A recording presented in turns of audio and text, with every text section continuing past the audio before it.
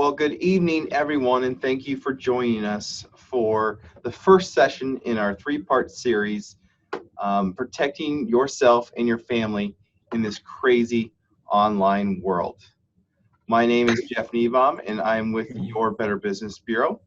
And we here at the BEB have found in the last 2 months, because of the coronavirus pandemic, scammers have been taking advantage, along with cyber criminals, to try to trick people into falling for scams more than we've ever seen in a short time frame.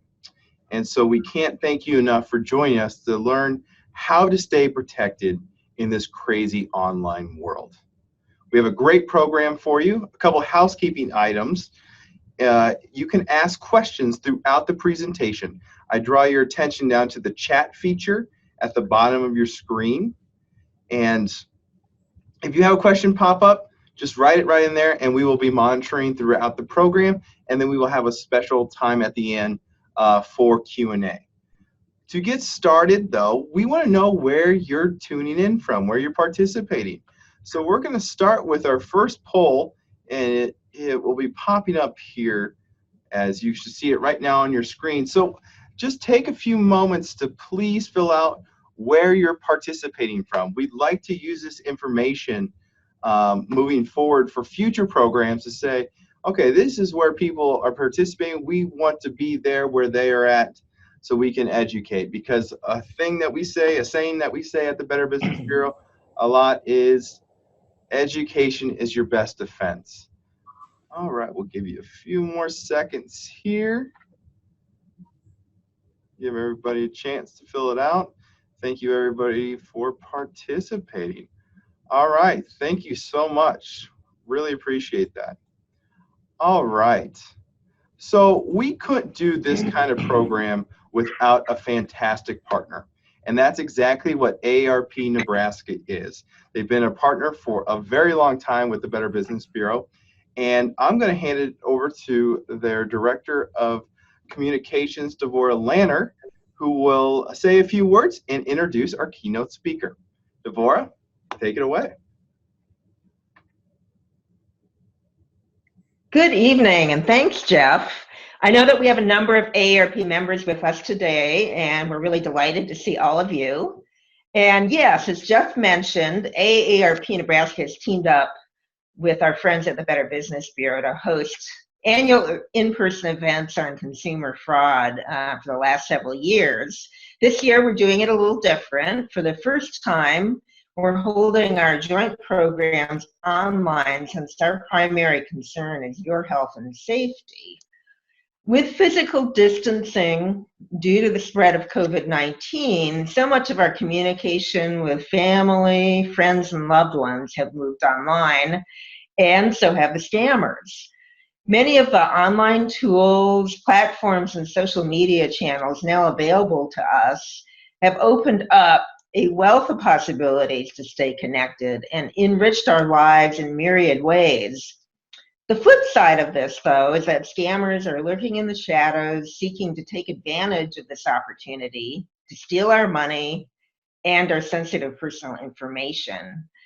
While all of us are vulnerable, the good news is that there are practical steps we can take to shore up our online security and avoid falling victim to con artists.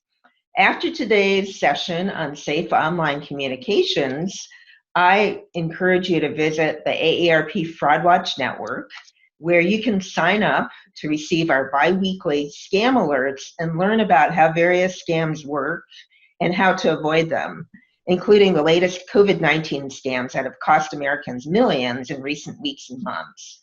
AARP also has a website for information and resources related to the coronavirus. We'll share details about these websites on screen during the program. You may also wish to visit AARP Nebraska at aarp.org/NE to find out about other upcoming AARP online events, all at no cost to you. Now it is my pleasure to introduce our guest speaker, Ron Werner. Ron is an instructor of cybersecurity at Bellevue University and chief security evangelist at Cyber AAA. Ron, take it away. Well, good evening, Deborah, and hi, Jeff, and hello to everyone who is joining us for this seminar on how do we talk in this new online world? What does this mean? How are we getting our message out and connecting? Even though we're supposed to be physically distancing, we don't really want to socially distance. So that's what I'm talking about in this quick little seminar about how do we talk safely in this new online world, safely, sanely, securely, smartly.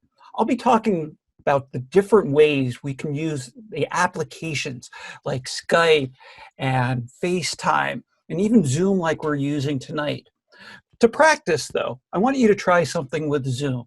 It has a lot of neat features. Like, for example, did you know you can raise your hand? So if you needed something within Zoom, you can press the raise hand function. To do this, and you're free to try it while I'm talking, go ahead and click on the participants window. And from the participants, you can see who's in the room with us. Like if we were actually at an assembly hall, you could see who is here. And if you have a question, you can just press raise hand. So feel free to try it. Thank you, Tammy. I see you tried it. I raised my hand. This way, it makes it a little more interactive. All right, thank you all for raising your hands. When you have a moment, you can just lower them. You can also open up the chat window. Jeff put in the chat that it's the place to ask questions. What I really like about this type of medium is that if this was like a real keynote, you wouldn't be asking questions in the middle, but with online, you can ask questions whenever. So there's really a lot of nice advantages to the new online way of talking. In this session, I'm going to be talking about how we communicate with our video chatting and how we've been doing it. Everything old is new again, right? It seems to be that history repeats itself. Well, I work in cybersecurity. I'm a geek, I'm a nerd, I love technology, and people will come to me and say, hey, Ron, it must be exciting because it's all so new. And I say, well, no, not really. Everything I see today is stuff that I've been actually seeing for a number of years. We'll talk about that, how we've continued to just build technology. We'll go through some reasons why we are doing video chatting, the benefits of it. What you need for the video chatting, like cameras and microphones and speakers and network connections. And then how do we overcome the fear? Often what I'll find with people of all ages is that they are afraid of how technology works. And I want to encourage you to overcome that, to best use the technology that is now literally and figuratively at our fingertips. Start out with history. Did you realize that the ability to video chat is 50 years old? Actually, it's a little older than 50 years. Bell Laboratories, part of AT&T, created video chatting back in the 1960s. They actually showcased it at the 1964 World's Fair. You can see some of the old pictures. Western Electric actually tried marketing it. And I know we had a Western Electric plant right here in Omaha. So people who say, hey, this video stuff new? No, it's been part of our phone systems for a long time. But did you know one of the problems they had early on was that no one had cameras? So, and it's, why video chat if most people didn't have the camera capability? So thank you, Tammy, for that question. I will be talking about Zoom here in just a moment. So really, this is nothing new. We've had this capability, but now everybody is doing it, right? We're using technologies like Zoom. Google has it. Facebook has their Messenger. Microsoft has their Teams. Even Amazon has with their Echo devices where you can talk using those. It's just part of regular life today. So why do we have video chatting? Well, first of all, allows us to keep in touch with others. My Toastmasters group, we started meeting using Zoom. So this way we could still get together once a week and have our social time and help build each other. I'm able to connect with people around the globe using this video technology. Nice side, if we can say there's nice side benefits with the coronavirus, even though we're physically distancing, I'm actually getting socially closer to people. My college roommate, who I had not heard from in over 10 years, reached out to me within the last week just to ask how I was doing. I'm finding this with a lot of my old friends. We're now able to better connect through online technologies. So yeah, one nice little benefit makes it really easy to reach out and touch someone, like the old AT&T commercial, talking to our nurses, doctors, caregivers. If you have a medical condition, you'll no longer need to get transportation to your doctor's office or to the hospital. No, you can just have this one-on-one like we're doing right now with some of the top experts in medical technologies. You start out, of course, with your primary care physician, but if he or she refers you to somebody, it actually could be easier to connect with those specialists. So yeah, allows us to connect with our caregivers. Face-to-face conversations. In addition to teaching, and yes, I do this exactly online type of teaching with Bellevue University. Before we started, I was talking about how I have classes on Monday and Wednesday mornings. This is how I teach. But it's also how I work with my clients because I'm a cybersecurity consultant. So when I meet with my clients, we do exactly this. It makes it a lot more convenient and easier to have these meetings, quick conversations. And then a nice side benefit is connecting with the younger generations so you can read bedtime stories to your grandkids. Again, if they're physically in a separate location, now it's really easy. We would see this as part of our military personnel. Those who were in Afghanistan or overseas, separated from their family, were able to say goodnight to their kids. We now do that on an almost regular basis. I do that. I don't read my kids bedtime stories anymore. They're adults now, but we can have these quick conversations. So what do you need for these types of video chats? Is it really that complicated? Well, hey, you're here now. You're already halfway there. It doesn't have to be that complicated. Starts with having some type of a device, whether it's a cell phone or an iPad. I always have multiple pieces of technology around me. I'm a nerd, I'm a geek. You can use these. They come built in with cameras and with speakers and with microphones. Or you can use a more traditional type of personal computer like a laptop, whether it's Windows 10 or Mac or a desktop. Now, if you have a desktop primarily a desktop, you're going to have to get a separate camera. But a lot of the technology has already come built in for you to be able to do this. For example, if you have a laptop, the camera is satisfactory to have these video types of conversations. It's already built in. You do need to make sure you have internet connectivity though, whether that's through Wi-Fi or plug-in, and I'll show you that here in just a moment. You also may need a camera.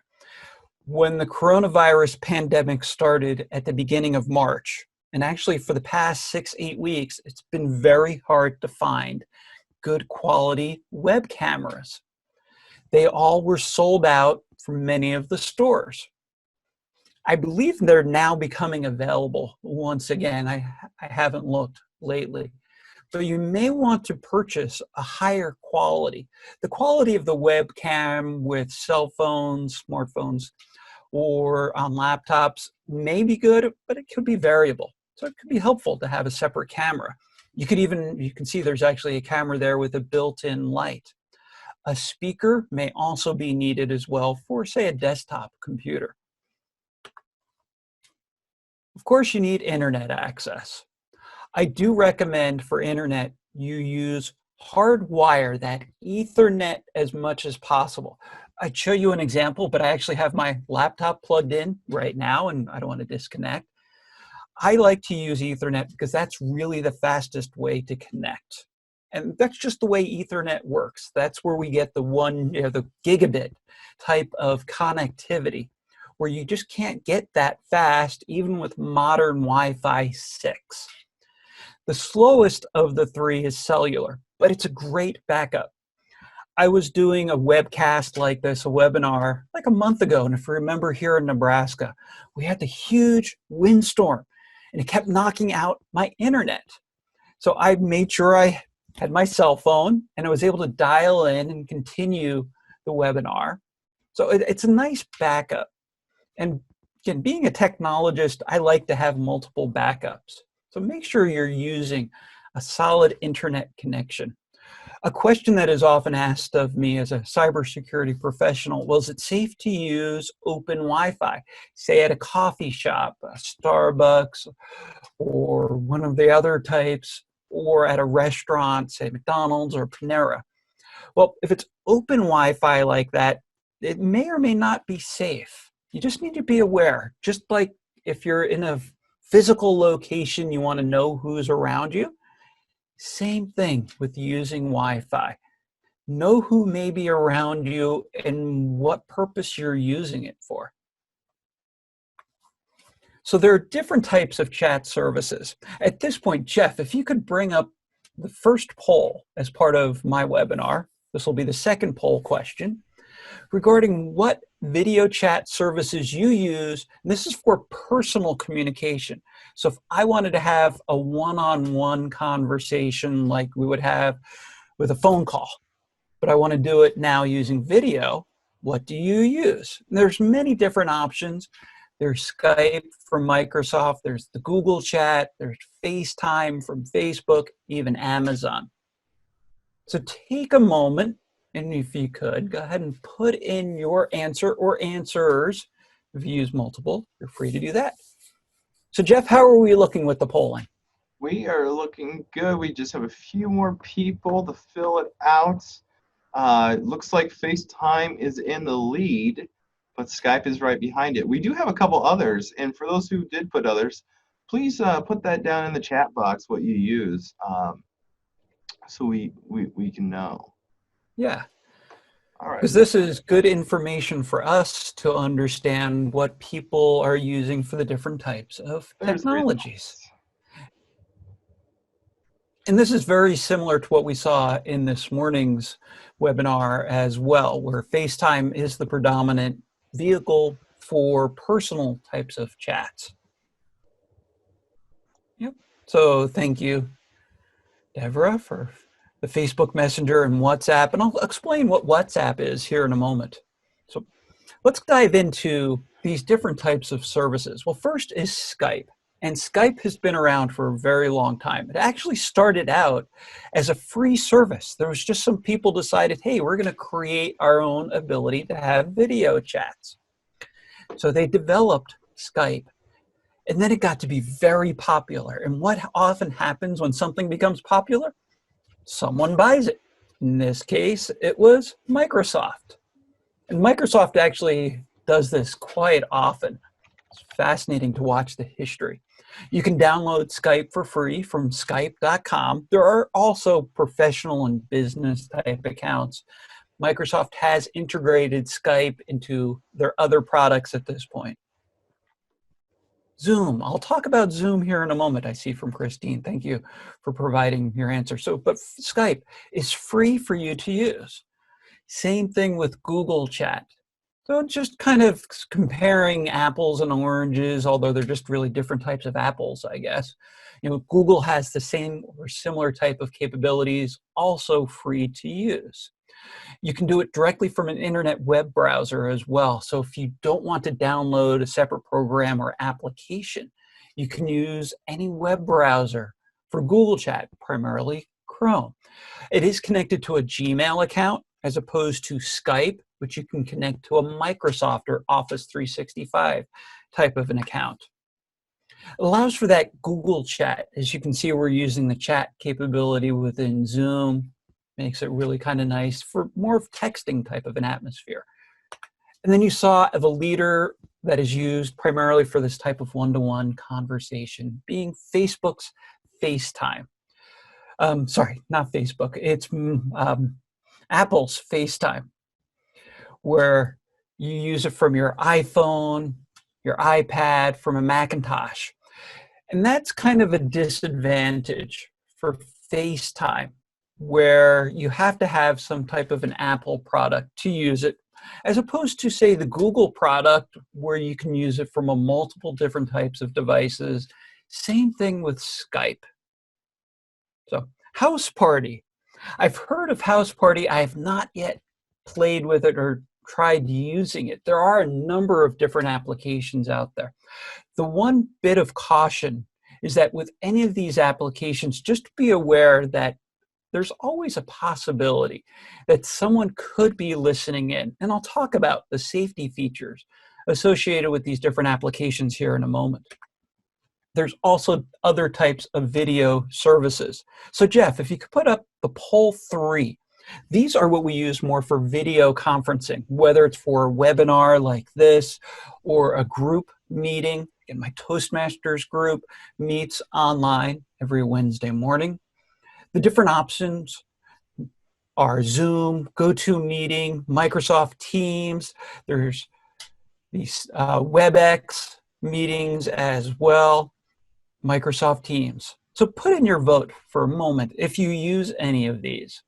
We can use these not only, though, for business, but we use them for personal as well. As was mentioned in the chat, you can use Zoom with family. And the nice thing about using many of these is you can share your screen, share content. So if you happen to see something or have a question about, say, a web application, website, you can say, hey, let me share my screen, and you can help me troubleshoot. So Jeff, how are we looking with the answers? We are good. We almost got 100% participation, and I will just int it here so we can see the results. Zoom was the clear-cut winner on this one for most participants. GoToMeeting, which you and I have used before, and other. And again, if you feel comfortable with putting in the chat box what you use, that would be great, as we can talk a little bit about it if Ron knows, which I'm guessing he does. Yep. Perfect. No, thank you again for participating with this. Again, House Party. There are other ones that are available. And I'll talk about how to safely use these types of applications.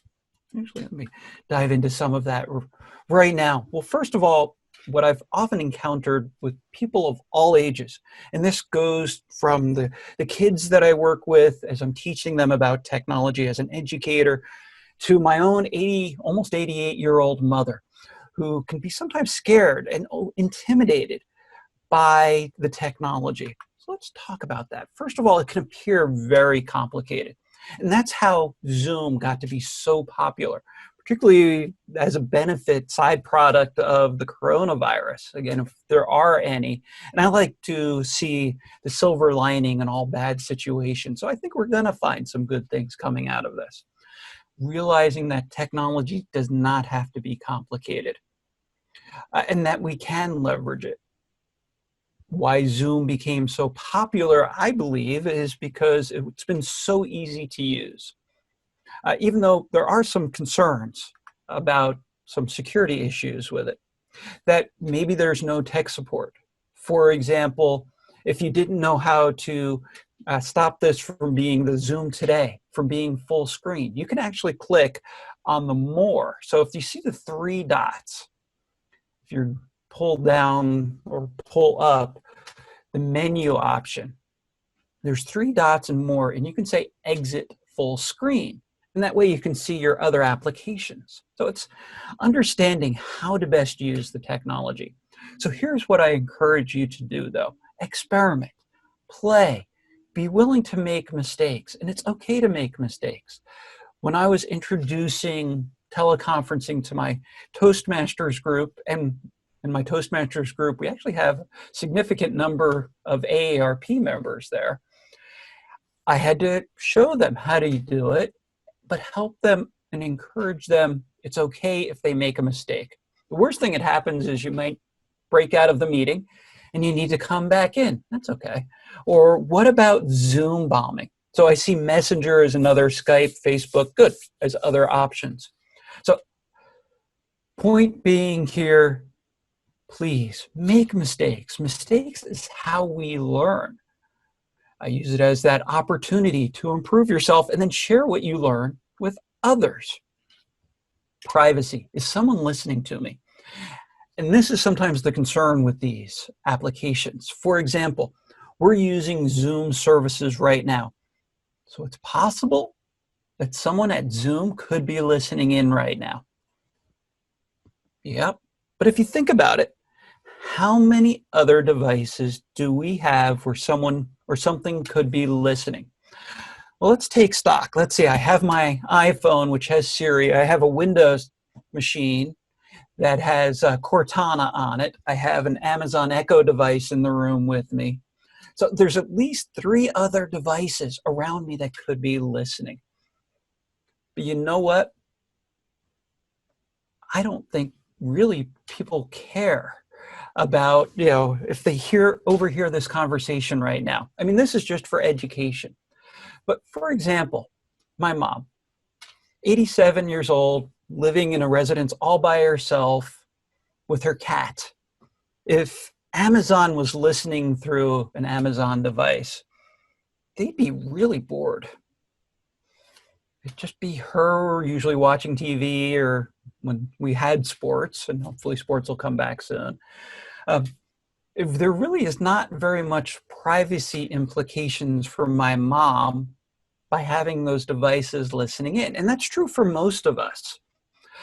Again, I have an Amazon Echo device in the room with me. If I'm having a sensitive conversation, though, I will unplug it just to be on the safe side. But for the most part, all of this technology is very safe to use, and most people are not concerned. Now, I noticed in the chat, someone brought up WhatsApp. WhatsApp and Signal are 2 applications or apps that make sure your communications is a lot more private to you, that no one will be listening in. They have very robust privacy policies. They use what's called encryption. And encryption basically scrambles the signal from where you are to the destination. If you remember, and this goes back to that history of the phones, remember party lines? If you remember party lines from, 40, 50 years ago with telephone, and I know in rural Nebraska we had lots of party lines. You pick up the telephone and you can listen in to your neighbors' conversations. With WhatsApp and Signal, though, you can't do that. It scrambles everything. It'd be like you can't use any phone taps anymore, which of course could make law enforcement a little nervous with it, and that's a separate conversation for a separate time. But WhatsApp and Signal are built with privacy built into the application. So have no fear about privacy. One of the questions that is often asked as well is chat safe? I'm sorry, Deborah, I'm already answering your question before you have a chance to ask. So is the online chat private? Well, yes and no. Think of it like this. If I have a private conversation, and you have that potentially that capability within Zoom, I can send a personal message just to Jeff. I would not expect it, though, to be completely safe. Early on with Zoom, anyone could save chat, and if you save the chat, you would see everybody's chat. So as a way around that, I believe it's been fixed in the later versions. So assume that anything you put online could potentially be seen, particularly with these video conference types of services. So just be aware. I would not put into chat, say, a credit card number. So let's just say you're in a video conference like this, and it's a large room, and someone sends you a personal message or a private message saying, yes, I have, I can provide something for you. Please send me your credit card number. Don't do that. For a number of reasons. Well, first of all, unless you really know that person, how do you really understand that someone's not masquerading as them? And then another is that, again, How do you know someone may not see that credit card number? So what I would do in those situations, I would say, okay, as soon as we're done here, I'll call you with my credit card, or I will use a secure payment service. So another question about Zoom, and I do want to scroll back up. So do certain devices work better with Zoom? So I have not tested Zoom with all devices, but like we have Margot from the BBB here who's on Zoom from her iPad and seems to be doing very well with it. So I have numerous friends who have used iPads and iPhones for Zoom. So it seems to be quite comparable, particularly for Zoom and for many of these technologies. And then Christine asked, so when I pick a background for Zoom, I fade in and out or disappear into the background picture. Ah, yes. Well, that's just kind of the artificial intelligence or AI. So I'm using a black backdrop to reduce that. I am using one of the Zoom backgrounds. Well, this is not a default. I loaded a conference room. But if you notice, and if I do this just right, you can actually see my chair. So, but I actually hide my chair. So good question. Thank you for asking those questions. Other fears, hackers. How do we protect ourselves online? I'll be talking a lot more about browser and communication security in Thursday's session. So please come back on Thursday where we can dive in a lot more about browser and email security. So is hackers, are they possible? Could they be infiltrating? Yes. So just be aware of what you're sharing. So please don't be afraid of the technology. It really is a tool. Like we may think for those who are into firearms and guns, guns don't kill people, people kill people. Same thing with technology. It's really how you use the technology. We can use it for great things. Of course, you can use almost any tool for evil. So let's talk briefly and keep asking questions in the chat, please. And you'll note on some of these slides, oh yes, and the slides and the recording of this will be made available tomorrow through the BBB. So if you're registered, you'll be receiving the links to the slides and to this recording. So you can see I have an article I wrote about Zoom bombing. So Zoom bombing, when Zoom was becoming popular, seems like only just 2 months ago, hard to believe, right? Yeah. What do we need to do to protect ourselves? Well, we've actually done quite a bit right here in this webinar. First of all, lock your doors. How do we do that with technology, you may ask? Well, just like you lock your door, your front door of your home or your residence, we did it here. We actually have a bodyguard. Yeah, did you know this? That Jeff, who led this whole session off, he is also acting as a bodyguard here. He's checking to see who is in the room and watching to make sure everyone is being cool about it. Is everybody safe? So we've done that with this Zoom room by having a password. If you noticed when you received the link, it came with a password. Because with Zoom bombing, if you don't have a password, it's 10 digits and it's possible to guess. So we found some evil hackers, not some evil hackers, who go and just randomly enter Zoom rooms and sometimes be a little obnoxious or sometimes just lurk. By putting a password on the room, you're making sure that only the people you want to enter can enter. Same thing with your home or your office. Know who's invited. So again, we have our participant window up. We know who's supposed to be here. And Jeff has validated that the people who are here should be here. Except maybe if you came in through a phone number, but you had to get this connection through the invitation. So what do you mean? Know who is here. Double check. We could also lock the room. We're not doing this now because we want people to come and go as needed, but you can lock the session as soon as you begin. So it makes it a lot safer.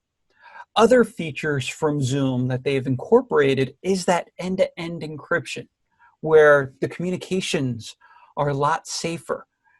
We'll talk about encryption again on Thursday. The share with care. What does this mean? Well, just, what information are you giving away?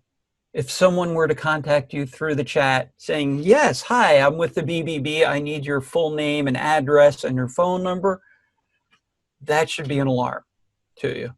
So don't share. As Jim Hegarty from the Better Business Bureau so often says, if it seems too good to be true, it probably is. And goes together with trusting your gut. If someone's trying to send you something, it's okay to say no. Don't accept candy from strangers is kind of the real world example. So we're not going to send you during this chat a file. You can do that with the online chats. We don't send you files, and we prevent you from receiving files on purpose because that is a way to get a virus or other type of malicious software. Last, trust your gut. So let's just say we have chat open and other people are privately messaging you and being obnoxious. You can actually send a private message to Jeff Niebaum, the host, saying, yes, so-and-so keeps bugging me in chat, and then he can investigate. So I really encourage you to ask for questions, know where to go for help. Often when I'm talking to seniors, they say, well, where do I go for tech support? You can go to different stores and pay for service. Try this though. Maybe go to a local or ask the local high schools or community college. Here in Nebraska, did you know we actually have 4 colleges and universities that are designated as National Centers of Excellence in Cybersecurity? Yes, the National Security Agency, the NSA, and the Department of Homeland Security has designated University of Nebraska Omaha, Bellevue University, Northeast Community College in Norfolk, and Bellevue University. All of them are centers of excellence in cybersecurity. So perhaps try calling and talking to some of their professors and say, hey, do you have students who maybe can help? It's an idea. And then check with your local community. There's often people who have that technical background who can help. As mentioned early on from Jeff and from Deborah, and Jeff's going to talk a little bit more about this in just a moment, BBB has a lot of resources. They have their scam tracker. They have a whole website for senior resources, how to keep yourself safe. We'll go into detail about frauds and scams in our webinar next Tuesday. That'll be the focus. And then AARP Fraud Watch. I want to draw your attention, though, to the Internet Crimes Complaint Center. And I see we do have another question. Give me one moment and I'll answer it in chat. The IC3.gov is the FBI's website where you can go to report cybercrime. So you can and should report it through the BBB. You can report it through the attorneys general here in Nebraska. They have a fantastic website as well. Why do I bring this up? Well, let's just say, so we have 18 people here, 17 including, or plus myself. So 17 people. If I were to steal $100 from each of you, okay, you'll probably go, well, it's only $100. I hate losing $100, but it's not worth reporting, or I don't know how to report anyway, because now I'm $1,700 richer. And while you might not be much to you, as the FBI and law enforcement investigate, they'll all of a sudden see that common cause. Hey, wait, everyone was in that webinar.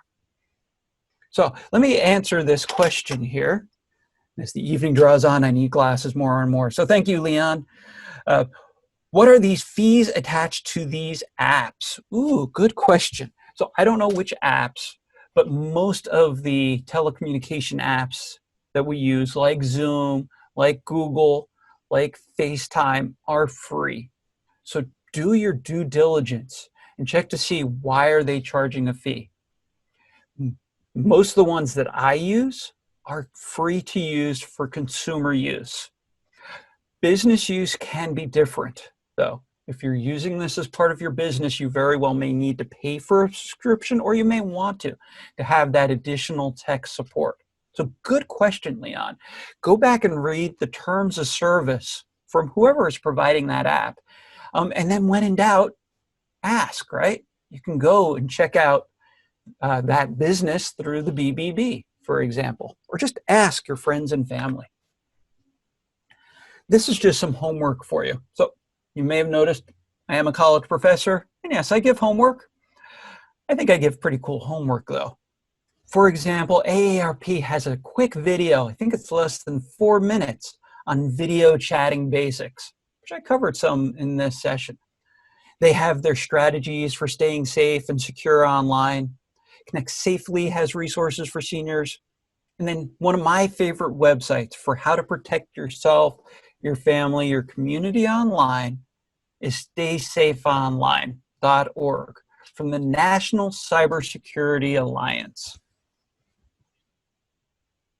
So I was just reading the chat from Deborah. Thank you, Deborah. Yes, you can use the free or paid versions of Zoom. What other questions do you have? This time, please put additional questions in chat. Jeff, did you want to, let's see, if you could open up and put in the last poll. I almost forgot. Last poll, what do you do to protect yourself online? And as we are taking this poll, perfect. Please put additional questions you may have in chat, but take a moment. Multiple choice. We're not grading this, I promise. How do you protect yourself and others when chatting online? As mentioned, and I'll show you in a moment, give the tickler for next Thursday session. We'll go into a lot more details about password security, about application security, what each of these ideas mean. So how are we doing, Jeff? How's the poll look? I just ended it, and I'm sharing the results now. It looks like strong passwords. Excellent. The biggest thing that people do to protect themselves. And if you wouldn't mind talking about passwords and passphrases. Yes. I know that's going to get into a little bit of the next section, but it's okay. While we're here. Certainly. So a password, we used to think, well, 8 characters, but now we want to use more and more passphrase. Rather than just limiting it to one word, well, why limit yourself? I use multiple words tied together. It's one technique I'll use is I pick one of my favorite songs, and I'll use a line from my favorite song, and that way I'm singing, just, people don't know what I'm singing, but you put in special characters, use a mixture of upper and lower case, throw in some numbers in the middle, not necessarily at the end. So longer is better for passwords. Let me briefly mention a few of these. Actually, the right answer is all of the above. All of these are ways you should be protecting yourself online. As we mentioned, know who's in the room. Don't overshare your personal information, your PII, personally identifiable information. And then if someone wants you to download something, stop and think before you connect. So thank you for that, Jeff. At this point, did you want to talk about other resources? Yes, I'd love to. We can go just one more slide, Ron. There. And Devor mentioned this in the beginning of the presentation. AARP has some incredible resources that surround our current times, and then also with aarp.org/coronavirus and their Fraud Watch Network that's been mentioned multiple times on here. These are great resources. Again, education is everyone's best defense. And the Better Business Bureau has also created some great resources surrounding the coronavirus and as well as where to report this. So if you go to bbb.org/coronavirus, we will have updated articles on Zoom bombing, stimulus checks, really, really good articles that help you navigate these uncertain times, because we just want to inform you so you can stay up to date on the latest information that is happening. So we haven't really talked about scams yet. That's in our third session. But BBB has a wonderful tool called Scam Tracker. Thanks, Ron, for going back one. And this is an online tool that allows you to report and view the scams that are happening in your area. And here's a quick screenshot of kind of our region of Nebraska and Iowa, but you can zoom in all the way into your city or town that you live in. and you can view some of the scams that are happening in your area, so you are educated on the type of calls or the type of mail that people are receiving, because education is your best defense. And if you know about it before you get contacted, that's just going to help you staying protected and stay scam free. So make sure you check out BB Scam Tracker weekly as we update it, and it's updated constantly every day with new scams. And we'll actually be giving a demonstration of Scam Tracker in next Tuesday's session. So you will actually be able to see it in use. Again, wonderful resource. I'll answer your question in one moment there, Bill. I see it in the chat. Quick tickler for Thursday session. We'll have a session again at 10 a.m. Central Time and 6:30 p.m. talking about Cyber Safety 101. One of the topics I will be mentioning, let's put this up as I answer the question from Bill about VPN. So what a VPN does, or it's a virtual private network. It creates a tunnel between your computer and where you're going. So this way no one can see what you're doing. Or you could almost consider it like you have a truck. No one can see the produce inside of the truck, okay, because it's covered. They might be able to see the truck on the highway, but that's about it. They won't necessarily know where you're going at that particular moment. A VPN is highly encouraged if you're using a Wi-Fi in particular, because Wi-Fi, someone could just even sitting outside in your road potentially see. Now, Wi-Fi by default quite often has the settings that also provide encryption, but that VPN is kind of the belt and suspenders for it. What I've found sometimes with some VPN services, it can slow down the video portion of the chat. So it's one of those where you just need to experiment with. But we'll go into a little bit more detail about VPN in Thursday's session. So I hope I answered your question. Are there any other questions you can think of, Jeff, or what else do we need to cover for tonight's session? I think that's it. We did have a participant ask about the slides, and we will be providing the slides and a recording to all of you tomorrow morning. I will send that out, so look for that in your email. But I just want to thank you, Ron, because I don't see any more questions. So thank you again for this incredible information. It's so valuable, and especially with the uptick of cyber criminal activity that we have seen surrounding the coronavirus.